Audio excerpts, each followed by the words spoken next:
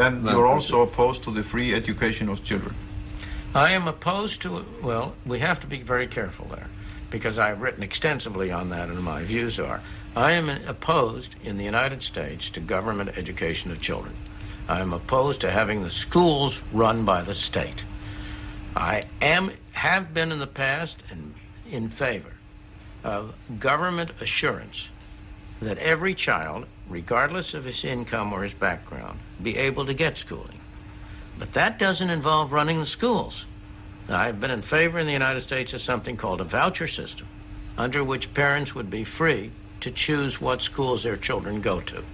And in that sense, first of all, there is no free education. What do you talk about free? No, you mean nobody pays for it? I'm talking about a child of the worker having the same chance to get education as a child of the rich man. He should have the same chance. And I'm talking we should not have have that kind of system in education as we are having now here in Iceland with your lecture, that the worker would have to work for 2 days in order to get into it, whereas the big businessman can just charge it on his account in the company to get in. Because we do not start out. We do not start out from the same position. Of course not. No. I didn't start out from the same position you did. No, exactly. I was lucky to be born in the United States. You were lucky to be born in Iceland. We started out from different positions.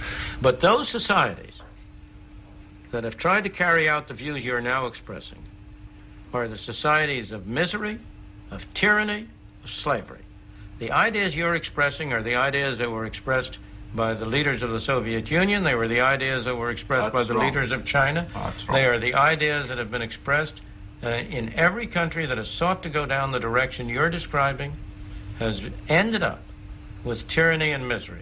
You have in those states greater inequality in practice between the top and the bottom than you have are you really trying to tell me that the Icelandic system of the child of the worker getting the same education as the child of the rich businessman is Soviet communism? No, I am not. Or even will lead to it? No, I am not saying that. I'm saying something different. I'm saying the principle you expressed, that there's something wrong about some people having higher incomes than others, that there's something wrong about somebody you call a rich man being able to... Starting out in life. Well, whether he starts out in life or not, that there's something wrong. That's the essential thing. There is no way you can make people equal at their start. What you can do is to give them equal opportunities. You cannot in any way make the child who is born blind equal to the child who is not born blind. You can try to compensate for that, but you cannot start people out equal. And what I am saying is that the principle you're expressing, that there is something wrong with some people ending up at a higher income level than other people. I'm saying starting out with. There is no way people can start out the same. Of course there is. And